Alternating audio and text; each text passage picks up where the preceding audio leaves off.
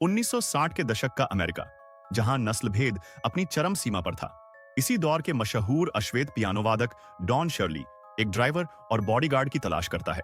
उसे मिलता है टोनी लिप, एक दबंग और गुस्सैल इतालवी मूल का शख्स जो हाल ही में बेरोजगार हुआ है।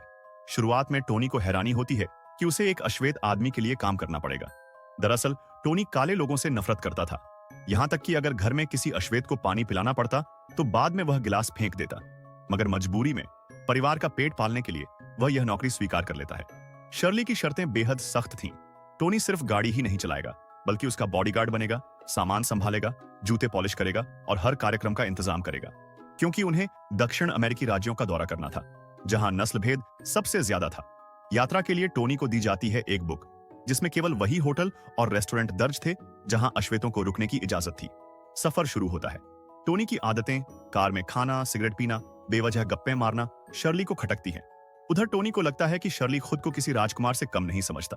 लेकिन जब वह शर्ली को पियानो पर बजाते हुए देखता है और उसकी उंगलियों से निकली धुन सुनता है, तो पहली बार उसे एहसास होता है कि यह आदमी सचमुच एक जीनियस है। सफर के दौरान टोनी को कई बार शर्ली के लिए अपमान सहना पड़ता है। कभी होटल में जगह नहीं मिलती और रेस्टोरेंट में अलग टेबल पर बैठने को कहा जाता था। यहां तक कि एक आलीशान घर में जहां शर्ली कार्यक्रम देने गया था, मालिक ने उसे अपना टॉयलेट इस्तेमाल करने तक से मना कर दिया। शर्ली बाहर नौकरों वाला शौचालय इस्तेमाल करता है, चुपचाप, मगर उसकी आंखों में गहरी चोट साफ दिखाई दी। धीरे धीरे टोनी को समझ आने लगता है कि शर्ली सिर्फ अपने लिए नहीं, बल्कि अपनी पूरी नस्ल की इज्जत के लिए लड़ रहा है। और यही सोच टोनी के दिल को बदलने लगती है। एक रात कुछ गोरे लोग शर्ली को पीटने लगते हैं। टोनी बिना परवाह किए शर्ली की जान बचाता है।